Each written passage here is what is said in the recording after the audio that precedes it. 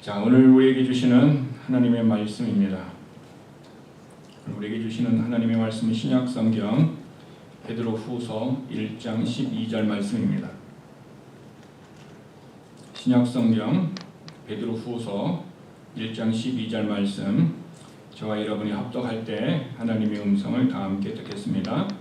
그러므로 너희가 이것을 알고 이미 있는 진리에 서 있으나 내가 항상 너희에게 생각나게 하려 하노라. 아멘. 저는 오늘 다시 기억하고 붙드는 진리라는 제목으로 하나님의 말씀을 나누겠습니다. 성경을 가만히 보면요, 하나님께서 말씀하실 때 말씀을 받는 대상이 있어요. 때로는 모든 사람에게 전하시는 말씀이 있고 때로는 특정한 사람에게 전하는 말씀이 있습니다. 그래서 예수를 믿지 않는 사람도 들어야 할 말씀이 있고 때로는 예수님을 믿는 사람들에게만 주시는 또 말씀이 있고요. 또 하나 성경은 구체적으로 보면은 남편들에게만 주는 얘기가 있고 또 아내들에게만 주는 얘기가 있고요. 또 자녀들에게만 주는 얘기가 있고 부모들에게 주는 말씀이 있고요. 때로는 이 교회의 리더들에게 주는 말씀이 각각 다르게 여러 가지로 있습니다. 그러므로 오늘 본문의 말씀은 누가 들어야 할지 특별히 정한 사람이 있다라는 것입니다. 그 사람이 누구냐 하면은 예수 그리스도의 의를 힘입어 베드로와 동일하게 보배로운 믿음을 가진 사람들입니다. 다르게 얘기하면은 교회는 다니지만 아직 예수님을 믿지 않는 사람, 베드로와 똑같은 믿음을 갖고 있지 않은 사람에게는 오늘 본문의 말씀이 그분에게 주신 말씀이 아니에요. 오늘 주시는 말씀은 예수를 믿은 성도들에게, 믿음이 있는 성도들에게 주시는 말이에요. 왜냐하면 현대의 교회는 예수를 믿지 않고 교회를 다니는 사람들이 엄청나게 많이 있습니다. 교회를 다니는 것과 예수님을 믿는 것은 별개라고 생각하는 사람들이 너무 많이 있어요. 그래서 어느 교회 같은 경우는 예수를 믿지 않는 교회가 믿는 사람보다도 더 많이 있을 수 있는 이런 이상한 모습들이 현대 교회에 있는데, 이것이 최근에 나타난 현상이 아니라 이미 라오디게아 교회, 초대 교회 당시에도 그런 현상들이 있었어요. 그래서 그런 모습들이 계속해서 우리가 2000년 동안 이런 역사들이 이어져 내려오고 있습니다. 그러면은 오늘 본문이 예수를 믿는 사람들에게 주시는 메시지라면은 그러면 우리가 생각해 봐야 합니다. 무엇을 생각해 봐야 될까요? 내가 예수님을 믿는 사람인가? 내 안에 예수님이 있는가? 내 안에 예수님이 주신 선물의 믿음의 사람인가? 라는 것을 우리는 생각해 보아야 합니다. 왜? 내가 예수님을 믿지 않은 사람이라면은 오늘 말씀은 나와 아무런 상관이 없기 때문에 그런 것입니다. 그러므로 저와 여러분이 이것을 구분하지 못하고 성경을 읽으면은 우리는 오류에 빠질 수가 있습니다. 자, 오늘 본문은 베드로와 동일한 믿음을 가진 사람들이라고 베드로후서 1장 1절에서 얘기합니다. 동일한 믿음을 받은 사람이라고, 받은 사람. 그럼 믿음을 받았다라는 거예요. 지금은 내가 믿었다라는 것을 얘기하는 것이 아니라 믿음을 받았다라고 얘기하는 것입니다. 이 받았다라는 의미가 뭐냐면요, 부모가 자식들에게 유산이나 기업들을 물려줄 때 자식들은 어떻게 해요? 아무런 노력 없이 어떻게 합니까? 그냥 받는 것과 똑같은 거예요. 여기서 받았다라는 의미는 우리가 아무런 노력이나 어떤 특별한 자격이나 어떤 공로가 있어서 내가 노력해서 취득한 것이 아니라 하나님께서 우리들에게 은혜로 주셨다라는 것을 얘기합니다. 그러니까 우리의 노력이 필요 없다라는 거예요. 믿음을 받는다라는 것은 그냥 하나님의 은혜로 우리에게 준다라는 것입니다. 그러므로 믿음은 내가 노력해서 받는 것이 아니라 내게 주어지는 거기 때문에 성경은 믿음은 선물이라 얘기하고 있어요. 선물. 에베소서 2장 8절에 너희는 그 은혜에 의하여 믿음으로 말미암아 구원을 받았으니 이것은 너희에게서 난 것이 아니라 누구에게 났다? 하나님에게서 났으며 그리고 하나님의 선물이라고 얘기하고 있다는 거죠. 이게 믿음은 선물로 하나님 앞에 받는 거예요. 그러면은 하나님이 믿음을 이렇게 선물로 이렇게 주신다라는 거죠. 주실 때 내가 받아야 되잖아요. 받을 때 어떻게 해요? 손을 내밀어서 받는 거죠. 손을 내밀어서 믿음이라는 선물을 내가 이렇게 받는 거예요. 손을 내민다. 이것이 뭐냐면은 믿는다라고 얘기하는 거죠. 믿음의 선물을 주는데 진짜 믿음의 선물을 준다라고 내가 믿고서 믿는다라는 의미가 손을 내미는 거죠. 그래서 내가 그래서 선물을 받게 되는 것입니다. 그래서 믿음은 하나님에게서 나오는 것입니다. 내 안에서 나오는 것은 내가 예수님을 믿는다라는 거지 믿음 그 자체는 하나님이 우리에게 선물로 주신다라는 것입니다. 그러면은 구체적으로 믿음이 어떻게 해서 나에게 주어지는가라는 것을 우리는 알아야 합니다. 그것은요, 믿음의 근원이고 믿음의 주권적인 원인은 누구에게 있습니까? 원천은 아버지 하나님에게 있어요. 그러므로 로마서 12장 3절을 보면은 오직 하나님께서 각 사람에게 나누어 주신 믿음의 분량대로 생각하라. 하나님께서 각 사람에게 어떻게 합니까? 나누어 주셨다. 믿음의 분량을 나누어 주셨다라고 얘기하고 있습니다. 그러므로 믿음의 원천은 하나님이시다라는 것을 알아야 됩니다. 그런데 하나님의 믿음의 원천인데 그 믿음이 누구를 통하여서 예수 그리스도를 통하여서 창시되어졌고 완성되었다라는 거죠. 즉 예수 그리스도께서 십자가에서 죽으시고 부활하심으로 말미암아 예수를 믿을 때에 예수님의 의가 우리 안에 올 때 어떻게 합니까? 믿음이 우리 안에 오게 되는 그 역사를 실제 역사는 누가 한다? 예수님이 그 역사를 하신다라는 거예요.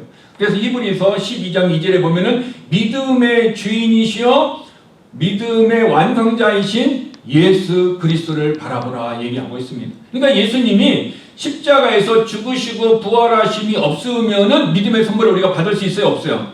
없다라는 거죠.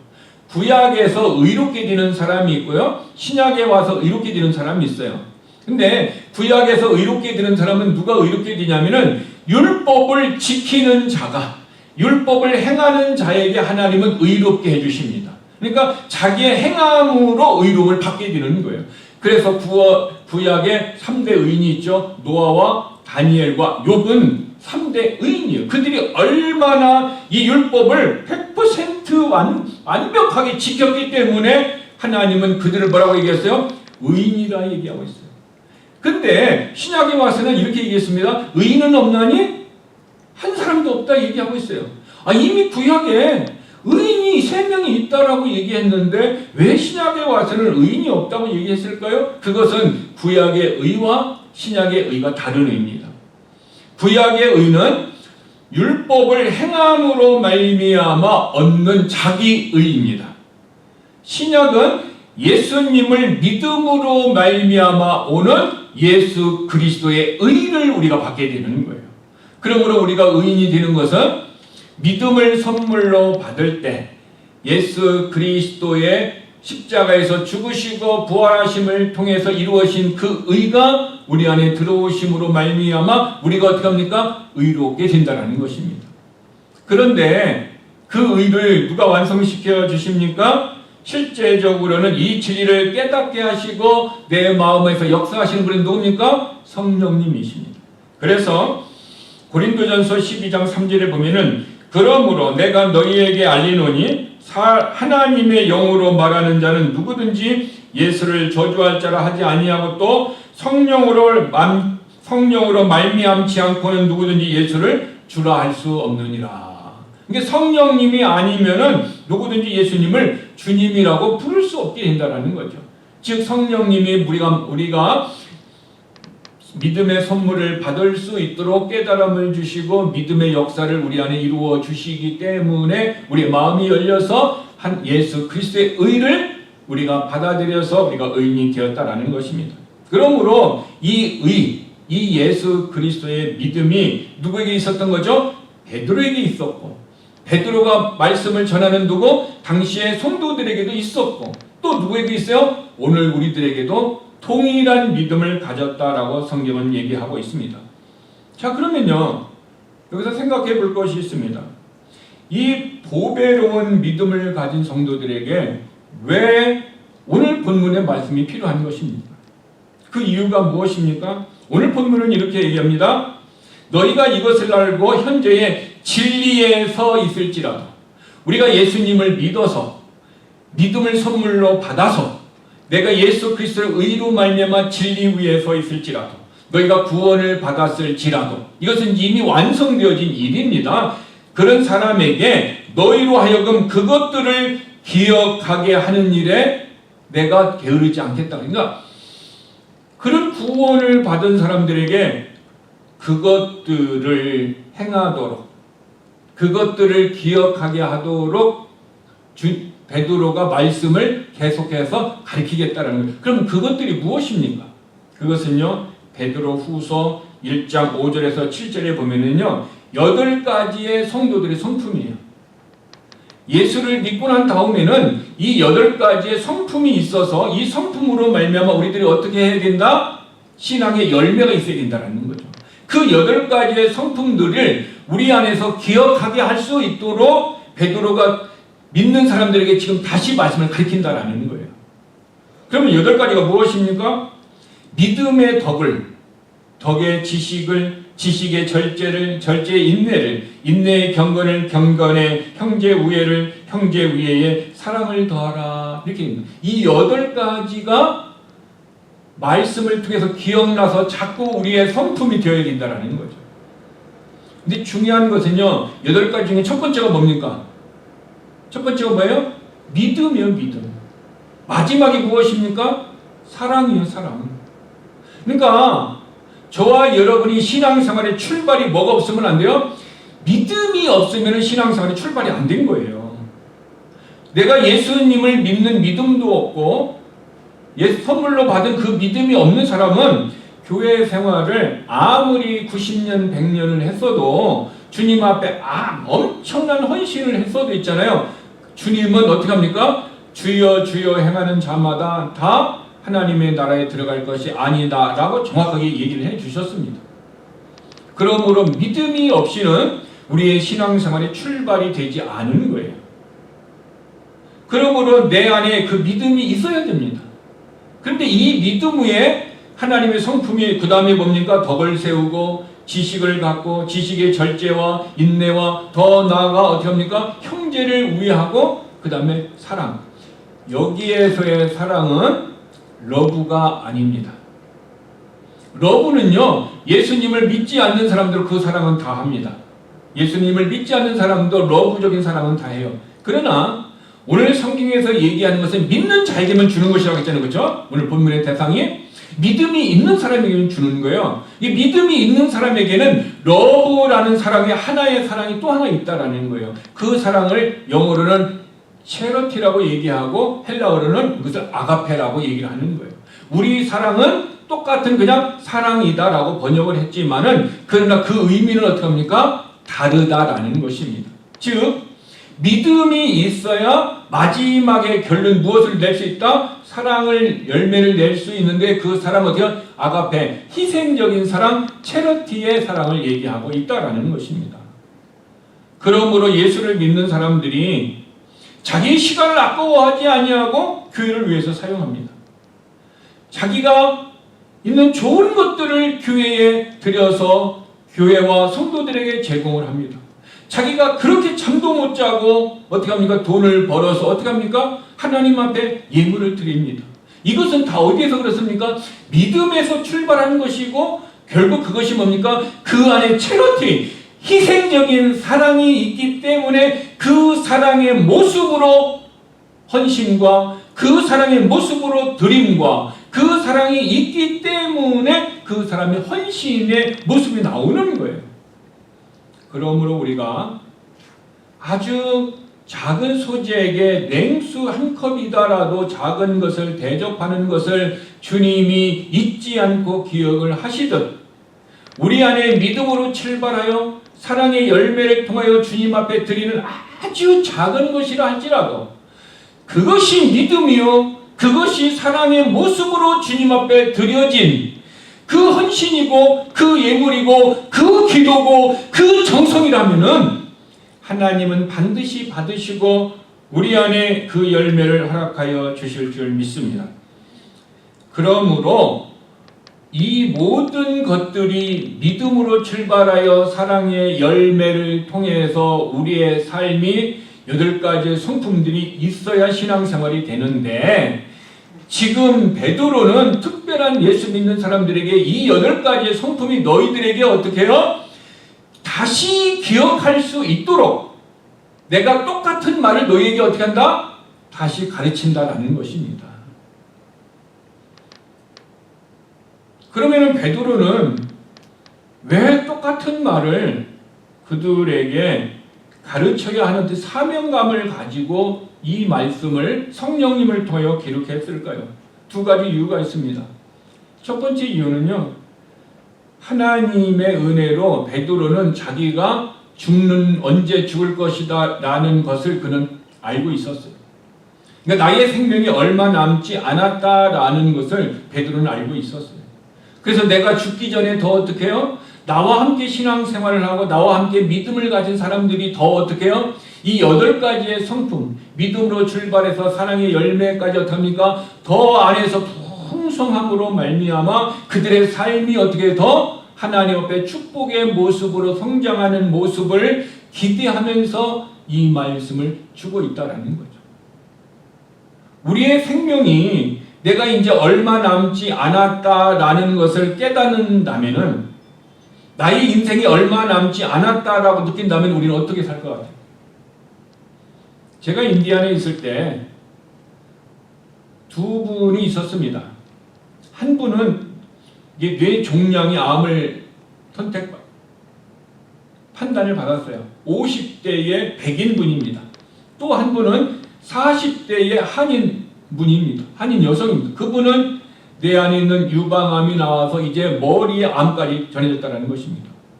똑같이 그 암이 다른 의사에 의해서 진단이 되었어요. 근데 의사가 이렇게 진단했습니다. 앞으로 1년밖에 살 수 없습니다. 근데 그 2분의 선택이 달랐어요.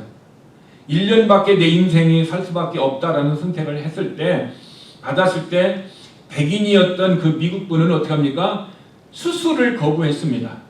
그리고 나는 이 건강한 몸으로 남은 인생을 우리의 가족들과 내가 알고 있는 사람들에게 좋은 모습으로 내 인생을 마무리하고 싶다 해서 자녀들이, 아주 어린 자녀들이 있어 자녀들에게 어떻게 합니까? 음식하는 것을 가르치고, 엄마가 없으면 너희들 어떻게 살아갈 것인가를 1년 동안 열심히 가르치고 좋은 추억을 만드는 일에 열심을 했어요. 그리고 그분은 하다가 그분도 이제 1년에 돌아가셨습니다. 근데 한국 분이 있었습니다. 이분은 40대입니다. 아주 굉장히 젊습니다. 그것을 1년 남았다고 하니까 한국에 이제 친정 부모에게 연락해서 친정 부모가 왔습니다. 와서 이제 함께 예배를 드리면서 있을 때 그 자매는 무엇을 선택했냐면은 수술하는 것을 선택했습니다. 자녀가 너무 어렵기 때문에. 큰애가 아직도 초등학교 입학도 못하고 데이케어도 못 가고, 아주 막내가 2 딸이 있었는데 아주 어려가지고 아무것도 모르는. 그래서 내가 수술을 통해서 혹시 아느냐, 내가 몇 년이라도 더 살 수 있다면은 나의 자녀에게 좀 더 좋은 믿음을 물려주고 싶다라는 마음 때문에 그는 먼저 유방암 수술했습니다. 너무너무 힘든 과정을 거쳤습니다. 그리고 항암 치료도 했습니다. 너무 힘들어서 머리카락도 다 빠졌습니다. 그리고 난 다음에 그는 2번째 수술을 했는데, 인디안에 살다가 머리 수술을 잘한다는 분이 여기 조지아주의 노스사이드 병원에서 잘한다는 분을 소개받아가지고 이쪽에 오셨습니다. 이사까지 오면서 수술을 받았어요. 수술을 받고 제가 병원에 가서 신방도 가서 얘기도 하고 했지만, 결국 그분은 의사가 얘기한 1년을 채우고 난 다음에 돌아가셨습니다. 1년 동안 너무 수술하고 고생을 하고 돌아가신 분이 있고, 그냥 수술 안 하고 평안하게 1년의 인생을 가족과 함께 마무리한 분이 있습니다. 선택은 우리 자신이 하는 것입니다. 중요한 것은 그분들이 하나님의 말씀을 알고 믿음을 가지고 있었기 때문에 우리의 죽음은 그렇게 많이 슬프지 않을 수 있었습니다. 다시 만날 수 있는 소망 때문에 우리의 만남의 헤어짐은 끝이 났지만, 즉 사람들은 언젠가는 자기가 죽는다라는 것을 하나님이 주신 것에 따라 알고 있습니다. 그것이 한 달 전에 알던, 1년 전에 알던, 병으로 그분들과 같이 1년 전에 알던, 알고 있다라는 것입니다. 그런데 알고 있을 때 우리는 남은 시간을 어떻게 선택할 것이냐라는 거예요.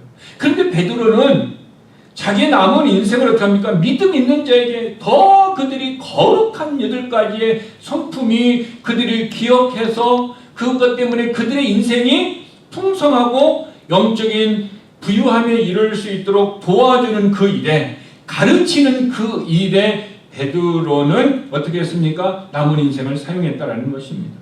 여기서 우리는 베드로의 믿음과 오늘 우리들의 믿음의 관계성을 좀 비교할 필요가 있습니다. 내가 하나님의 자녀라면은 우리는 어떻게 해야 됩니까? 이 8가지의 성품, 믿음 위에 덕의 지식을, 마지막에 사랑을, 이것을 우리에게 열매를 맺도록 하는 거룩한 성품이 우리 안에 이루어질 수 있도록 우리들도 어떻게 됩니까? 성령의 도움을 통해서 노력해야 된다는 것입니다.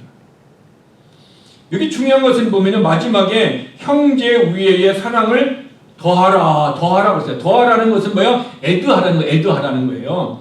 이 애드한다는 의미가 무엇인지 아십니까? 이것은요, 지불하다라는 뜻이에요. 지불하다. 과거에 어떤 합창단이나 어떤 연극단이나 어떤 그런 단체들이 와가지고 어떻게 합니까? 어디에서 공연을 할 때 그분들에게 뭘 해야 돼요? 누군가가 값을 지불해 주어야 어떻게 해요? 그 사람들이 와서 찬양도 할 수 있고 그들이 와서 연극도 할 수 있단 말이에요. 누군가가 값을 지불해 줘야만이 그들이 와서 공연도 하고 어떤 일을 할 수 있다라는 거예요. 즉 애드한다는 말이 값을 지불해 주었다는 거예요. 그들에게. 이 말은 저와 여러분의 삶이 이 8가지의 성품을 맺을 수 있도록 하나님의 능력과 은혜를 우리에게 어떻게 해요? 애드해 주셨다. 능력과 은혜를 우리에게 지불해 주셨다는 거예요. 지불해 주셨기 때문에 내 노력으로 하는 것이 아니라 하나님이 주신 은혜와 하나님이 주신 능력으로 이 8가지의 성품을 내가 어떻게 할 수 있다? 애드할 수 있다라는 것입니다. 하나님은 무조건 우리들에게 명령하는 것이 아니라 그 명령하기 전에 그 일을 행할 수 있는 능력과 조건들을 준비해 주시고 그 일을 행하도록 우리에게 말씀하시는 것입니다. 그러므로 저와 여러분이 이 8가지의 성품을 우리가 어떻게 할 수 있느냐? 아닙니다. 분명히 베드로후서 1장 3절에서 5절 사이에 보면 하나님 우리에게 권능과 은혜를 우리에게 어떻게 합니까? 풍성하게 주셨다. 우리는 그 은혜로 말미암아 우리가 8가지의 성품을 어떻게 합니까? 기억함을 통해서 다시 하나님의 은혜 속으로 들어가고 다시 하나님의 은혜를 입을 수 있다는 것입니다. 베드로가 이 말씀을 성령의 감동으로 교회들에게 쓰고 또 성경에 기록한 2번째 이유가 있습니다. 그 이유는요, 거짓 교사들이 교회에 침투하여서 성도들이 영적인 건망증으로부터 성도들을 보호하기 위해서 이것을 한 거예요. 그 당시에 거짓 교사들이 들어왔어요. 거짓 교사들이 들어와서 믿음으로만 구원을 받는다 그랬는데 어떻게 합니까? 다른 복음을 전해갖고 믿어도 뭐가 있어야 된다? 행함이 없으면 구원을 받지 못한다. 오직 은혜로 구원받는데 오직 은혜 외에 너희가 어떻게 해요? 행함을 통하여 구원이 완성된다라는 잘못된 복음들이 어떻게 들어왔다라는 거예요. 지금 2000년 전에 잘못된 복음이 들어왔는데요. 지금 미국의 현실을 보세요. 얼마 전부터 우리 한인교회도 나눠지기 시작했습니다. 우리 이 둘러스 있는 한인교회도 어떻습니까? 어떤 교회가 있어요. 투표했어요. 어떤 투표를 했어요? 동성애가 죄가 아니다. 동성애는 죄다. 하나님의 성경대로 믿는 사람은 동성 결혼이나 동성애나 동성은 다 하는 것은 뭡니까? 죄다라고 성경은 얘기하고 있는데, 근데 현대의 크리스찬들 중에는 그건 죄가 아니다. 현대 사회에서는 어떻게 그것을 죄로 인정하면 안 되고 그 사람들을 받아줘야 된다. 그래서 동성애 목사도 있어야 되고 동성애 어떻게 합니까? 권사도 장로도 이런 것을 인정해줘야 된다라는 것이 지금 교단 안에 들어와서 교단의 교사들이 어떻게 합니까? 지역교회에 와가지고 지역교회에 문제를 일으키면서 결국 어떻게 했어요? 투표를 해가지고 우리가 알고 있는 대로 둘러싸여 있는 교회가 나눠졌습니다. 나눠져가지고 성경대로 믿는 사람들이 어떻게 합니까? 나가서 예배를 드리고 성경대로 믿지 않는 사람들이 그 분당을 차지하면서 예배를 드리고 있어요. 이것은 우리 애틀란타만 있는 것이 아니라 이미 하와이에도 있고 뉴저지주에도 있어요. 그래서 어떤 교회는 목사님이 우리는 동성애는 죄다. 그랬더니 교단에서 이것은 교단의 법에 위배된다. 이 거짓 교사들이 우리 교단에서는 동성애는 죄가 아니다라고 결정했다. 성경이 아무리 동성애는 죄라고 해도 우리 교단의 법은 이렇다. 그래서 목사가 동성애는 죄다라고 설교를 했더니 그 노예에서 내려왔습니다. 너 교회에 접근 금지. 교회에 접근하면 어떻게 됩니까? 경찰이 잡아가는 것입니다. 그래서 교회에 목사가 교회를 못 와요. 그래서 동성애는 죄다라는 믿음을 가진 성경적인 믿음을 가진 사람들이 나와서 공원에서 예배를 드리고 있다라고 이미 신문상에 이런 광고들이 나오는 이유는 2000년대에도 거짓 교사들이 교회 안에 들어와서 교회를 망가지게 되니 지금도 어떡합니까? 거짓 교사들이 교회 안에 목사를 통해 들어와가지고 교회를 나누고 성도들의 서로 좋은 관계에 있는 성도들을 찢어놔가지고 어떡합니까? 고통 속에서 몰고 가고 있다라는 거죠. 그래서 지금 베드로는 그런 모습들이 있기 때문에 어떻게 합니까? 너희가 진리에 서 있어라. 다시 내가 너희에게 기억나게 하기 위하여서 기억하게 하기 위하여서 너희에게 다시 이 복음을 전한다 얘기하는 것입니다. 지금 베드로가 전했던 당시나 2000년 후에 지금의 모습이나 변하지 않는 영적인 모습들이 그대로 있는 것을 우리는 알고 있다라는 것입니다. 그런데 이게 좋은 믿음을 갖고 있던 사람들이 잘못된 얘기를 계속 비진리를 얘기하니까 사람들이 어떻게 해요? 그 말을 점점 따르려고 하는 거예요. 그래서 베드로가 그들에게 영적인 건망증이 생기는 것을 보았어요. 영적인 건망증이 무엇인지 아십니까? 하나님의 말씀이 있는데 내 삶의 현장에서 내가 내 안에 말씀이 있는데 내 말씀이 없는 것 같이 행동하는 영적인 망각을 얘기하는 거예요.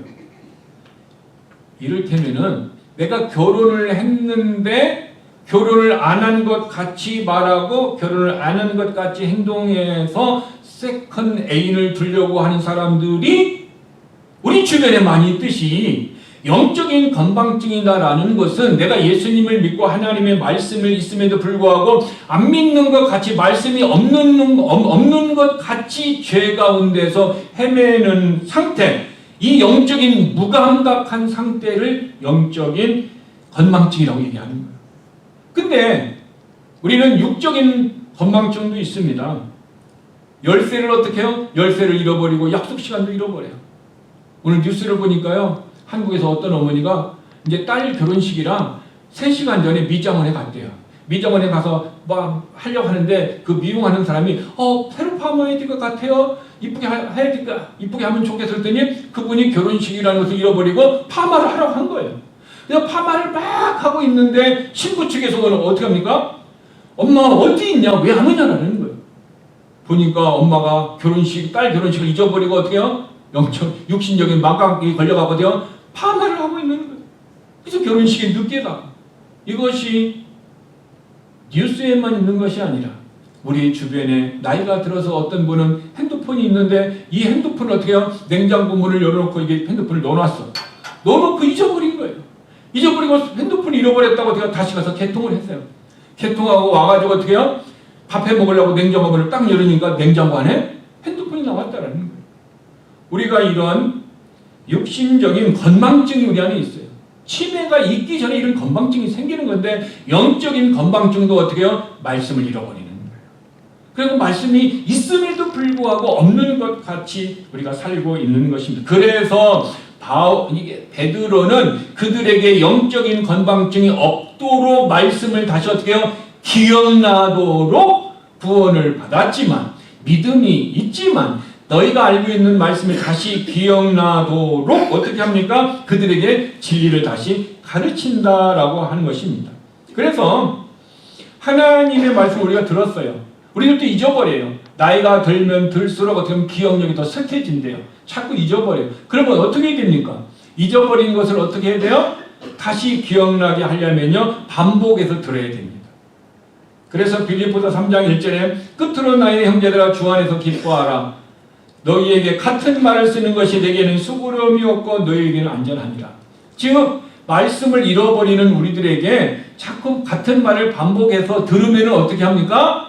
전하는 사람은 힘들지 않고 반복해서 들으면 뭐가 된다? 안전하다라는 거죠. 같은 말씀을 반복해서 들으면 안전하다 얘기하는 것입니다. 즉 반복해서 듣는 것이 내가 영적으로 타락하지 않는 뭐가 될 수 있다? 안전장치가 되는 거예요. 안전장치가 되는 거예요.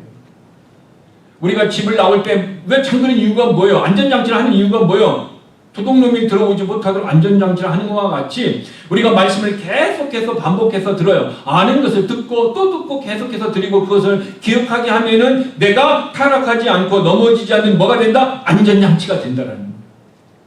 그러므로 똑같은 말을 듣는 것을 우리에게 안전하게 된다라는 것입니다. 그래서 히브리서 2장 1절에 보면은 하나님의 말씀이 우리 안에서 유념하라고 얘기하고 있어요. 그리고 이 말씀이 흘러 떠내려가지 않게 하라고 얘기하고 있어요. 그러므로 우리는 들은 것에 더욱 유념함으로 우리가 흘러 떠내려가지 않도록 함이 마땅하니라 그랬어요. 들었던 하나님의 말씀을 유념한다는 것이 뭡니까? 여러분, 유념한다는 것이 뭐예요? 주의를 기울인다라는 거거든요. 근데 주의를 기울인다라는 뜻을 넘어 성경에서는 유념한다라는 원래의 의미가 어떤 의미냐면은 배를 어떤 항구나 선착장에 딱 대고 어떻게 합니까? 떠내려가지 않도록 어떻게 해요? 밧줄을 묶어두는 거잖아요. 이것을 유념한다고 얘기하는 거예요. 그러니까 말씀을 들었으면 말씀이 내 안에서 어떻게 해요? 잊어버리지 않도록 말씀을 어떻게 해요? 내 영혼의 마음에 묶어둬야 되는 거죠. 말씀을 내 안에 킵하는 거예요. 말씀을 내 안에 붙들어 주는 거예요. 이것을 유념하는 거라는 거예요. 배가 어떻게 합니까? 파도나 무엇에 흔들리지 않도록 묶어두는 거죠. 이게 묶어두어야만이 그 배가 어떻게 합니까? 흘러 떠내려가지 않는다. 여기서 이 배가 다시나 밧줄로 묶어내지 않으면 어떻게 됩니까? 조류나 파도에 의해서 어떻게 합니까? 조금씩 떠내려가는 거예요. 무엇을 얘기하냐? 하나님의 말씀을 내가 밧줄로 이렇게 묶듯이 내 영혼과 말씀을 이렇게 묶어놓지 않으면은 내가 어떻게 해요? 내 믿음의 삶이 배가 묶어놓지 않아서 점점 조금씩 움직여서 흘러 떠내려가듯이 내 인생이 점점 어디요? 말씀에서 흘러 떠내려가 세상으로 가서 어떻게 된다? 타락된다라는 거예요.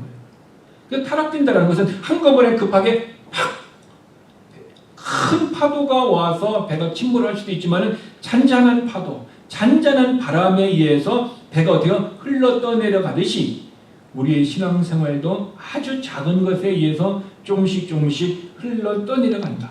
그래서 어떻게 합니까? 하나님의 말씀을 반복해서 듣고 반복해서 기억해야 된다라고 성경은 얘기하는 거예요.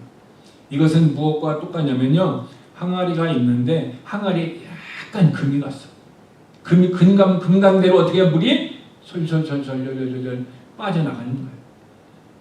우리가 운전하다 보면 저녁에는 괜찮은데 아침에 보니까 어때요? 바람이 타이어가 아주 어떻게 합니까? 플랫이어가지고 바람이 빠져나가고 밤새도록 빠지듯이 바로 우리 안에 있는 은혜가, 우리 안에 있는 하나님의 축복이, 우리 안에 있는 하나님의 능력이 조금씩 빠져나가니까 어떻게 해야 돼요? 빠져나가면 나갈수록 우리 안에 더 채워야 되는 거예요. 그래서 내 말씀을 붙들어야 된다는. 그래서 하나님의 말씀은 우리가 유념하여서 내가 들은 말씀이 흘러 떠내려가지 않도록 해라라고 얘기하고 있는 것입니다. 그래서 우리는 하나님의 말씀을 어떻게 합니까? 기억해야 합니다. 그래서 우리는 계속해서 반복해서 하나님의 말씀을 붙드는 그 일에 반복적으로 열심히 말씀을 들어야 되는 것입니다. 그렇게 하나님의 말씀을 들으면은 성령님이 어떻게 하십니까? 요한복음 14장 26절에 보면 성령, 그가 곧 내가 말한 모든 것을 생각나게 하시리라. 기억나게 하신다. 내가 누굽니까? 예수님. 예수님의 말씀을 우리가 가르침을 받았는데 근데 잊어버릴 수 있기 때문에 성령님이 어떻게 합니까? 어느 위기의 순간, 내가 고난을 당했다든가, 내가 지금 어떤 힘든 상황이 있다든가, 아니면 나의 삶이 어떤 일을 결정해야 되는데 결정하지 못하고 있을 때에 성령님이 올바른 결정, 올바른 삶을 살 수 있도록 어떻게 해요? 하나님의 말씀을 기억나게 하신다는 거예요. 리멤버 한다라는 거예요. 다시 기억나게 해주신다라는 거예요. 우리를요. 그러니까 하나님의 말씀이 우리 안에 기억나게 하려면 뭐가 있어야 돼요? 말씀이 있어야 기억나게 하는 거잖아요. 우리 안에 말씀이 없으면 어떻게 기억나게 합니까? 그러니까 우리가 해야 할 일은 어떻게 해요? 말씀을 반복해서 계속 들어서 그 말씀을 잊어버리지 않고 기억하게 하는 일을 하는 거고, 그럼 기억하게 하는 일을 할 때 어떤 위기와 어떤 상황이 있을 때에 하나님께서는 성령님을 통하여 그 말씀으로 탁 깨닫게 해가지고 이거야! 하고 우리에게 정답을 주신다는 것입니다. 그러므로 나의 책임은 뭐냐면 하나님의 말씀을 기억하는 거예요. 자꾸 들어서 암송도 하고 묵상도 하고 자꾸 기억하는 거예요. 이것을 기억하게 하는 것은 나의 책임이고 나의 순종의 모습인 것입니다. 근데 내 안에 있던 이 말씀의 씨들이 있는데 이것이 진짜 내 인생에 필요할 때에 결정적인 어떤 유혹의 시간이나 어떤 결정적인 내 인생이 중요한 시간에 이 안에 있는 것을 딱 기억나게 해서 이렇게 해라 라고 하시는 분은 누구다? 성령님이시다. 그러니까 성령님은 내 안에 말씀의 씨앗이 없으면 일을 할 수 있어요? 없어요? 일을 못 하시는 거예요. 내 안에 말씀의 씨앗이 있을 때 성령님은 그 일을 역사하시는 것입니다. 그러므로 우리는 의지적으로 계속 노력함으로 말미암아 기억하기 위해서 말씀을 내 마음에 계속 뿌려야 됩니다. 계속 듣고 계속해서 암송하고 계속해서 묵상하고 이것을 계속해서 해야 됩니다. 그 순간에 성령님이 어떻게 합니까? 리마인드 탁 시켜서 우리를 승리하시도록 도와주시는 것입니다. 그러면은 왜 이런 일들이 우리에게 필요합니까? 왜 우리들은 그렇게 해야 됩니까? 결론은 무엇입니까? 그것은요, 성도가 진리 위에 바르게 서서 하나님의 은혜로 살기 위해서 그런 거예요. 세상에서 넘어지고 좌절하고 실패한 모습이 아니라 진리 위에서 하나님의 축복을 따라 하나님의 은혜를 따라 살기 위하여서 하나님은 우리들의 마음속에 진리를 심어주시고 그것을 사람을 통해서 다시 기억나게 하시고 다시 성령님으로 기억나게 하여 주셔서 우리의 삶이 열매가 있는 삶으로 축복된 삶을 살도록 도우시는 것입니다. 그러므로 우리는 어떻게 돼요? 내가 계속해서 내 자립심으로 말미암아 진리 위에 굳건하게 있을 수 있도록 공부를 해야 되고 묵상해야 되고 또 우리가 암송해야 되고 말씀을 들어야 되는 것입니다. 그 다음에 하시는 일은 누구의 역사요? 성령님이 하시는 것. 우리는 성령님의 일을 기대하고 성령님이 내 안에서 역사하기를 원하고 성령님이 우리 가정에서 역사하고 성령님이 우리 교회에서 역사하기를 원한다면 무엇이 있어야 됩니까? 하나님의 말씀의 씨를 믿음으로 붙들고 있을 때에 성령님은 그 믿음 안에 있는 말씀을 기억나게 하시고 그 말씀을 통하여 우리를 축복하시고 우리에게 놀라운 역사를 이루어 주실 줄 믿습니다. 그 역사를 기대하며 그 축복의 삶이 계속해서 우리에게 30배, 60배, 100배의 모습으로 넘치게 하기 위하여서 오늘도 믿음으로 진리 위에서 걸어갈 수 있는 저와 여러분 우리 모두가 되기를 주님의 이름으로 축복합니다. 우리 기도하겠습니다. 성령님은 이미 들은 말씀을 결정적인 순간에 다시 떠올리게 하심으로써 우리가 세상의 어떤 시험이나 어떤 환난이나 어떤 유혹 가운데에서 넘어지지 않고 진리의 반석이 위에 서 있도록 도와주시는 분입니다. 근데 성령님이 내 안에서 우리의 자녀들 속에서 우리의 가정과 우리의 비즈니스와 우리의 교회에서 역사를 하시려면 말씀이 있을 때 성령님은 그 말씀을 근거로 역사하시기 때문에 그러므로 우리들은 하나님의 은혜를 받기를 원하고 우리의 교회가 더욱더 하나님 앞에 순결함과 거룩함과 능력의 모습으로 가기 위해서는 우리들의 마음속에 하나님의 말씀을 기억하기 위하여 우리의 마음밭에 말씀의 씨앗을 심어야 합니다. 그리고 그것을 리멤버런스 다시 기억해야 합니다. 그때 하나님께서 리마인드해 주셔서 우리 교회를, 우리의 가정을, 우리의 삶을 축복으로 인도해 주실 줄 믿습니다. 하나님의 역사하심이 우리에게 없는 것이 아니라 하나님의 역사하심이 멈추는 이유는 우리 안에 역사하실 수 있는 말씀과 믿음이 연약하기 때문에 성령님은 역사하시지 않고 지금 기다리고 계십니다. 성령님이 우리 교회에서 역사하셔서 우리에게가 폭발력으로 하나님의 사랑과 능력이 나타나기를 원합니다.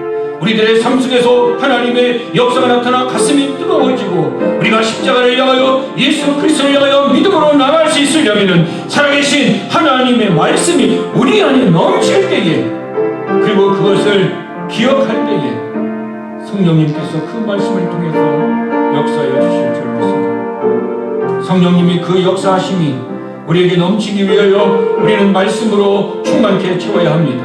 진리 위에 서야 합니다. 진리가 우리 안에서 가르칠 수 있도록 성령님을 의지해야 합니다. 그랬을 때 우리의 삶은 점점 하나님의 은혜와 축복 속에서 성장하며 우리의 삶은 어둠 속에서 빛으로 인도져 가며 우리의 삶은 이제 앉은 곳에서 일어나서 달릴 수 있고 독수리가 날개치며 올라감과 같은 하나님의 은혜를 입을 수 있습니다.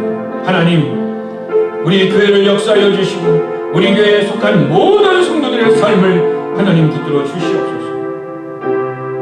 우리들에게 주신 그 말씀의 능력이 구원을 얻게도 하며 병을 고치기도 하며 죽었던 자가 일어나게도 하는 그 말씀의 능력이 오늘 우리 교회와 오늘 우리들의 삶 속에도 하나님의 그 진리의 말씀이 이루어지는 축복의 말씀이 우리 안에 풍성히 주시옵시고 우리가 그 말씀을 붙들고 믿음으로 나아가 성령의 역사하심으로 말미암아 30배, 60배, 100배의 결실을 얻을 수 있도록 하나님 축복하여 주시옵소서. 오늘 아버지 앞에 나올 때에 하나님 우리의 마음속에 기도의 제목을 가지고 나와 드립니다. 하나님 받아주시옵소서. 하나님 역사하여 주시옵소서. 하나님 앞에 귀한 심의 주와 주일 헌금과 감사 예물을 드립니다. 하나님 받아주시옵시고 우리 성도들 중에 삶에 물질적인 어려움과 고통이 없도록 하나님께서 심은 대로 풍성하게 채워주셔서 우리가 믿음으로 부유하고 육신적으로 건강하고 우리의 생활의 삶이 주 예수의 은혜로 풍성한 삶을 살아갈 수 있도록 하나님 역사하여 주시옵소서. 오늘 주 앞에 예배자로 나온 하나님의 자녀들의 삶 위에 하나님께서 놀라운 은혜의 축복으로 충만하게 축복으로 채워 주시옵소서. 예수님의 이름으로 기도드렸습니다.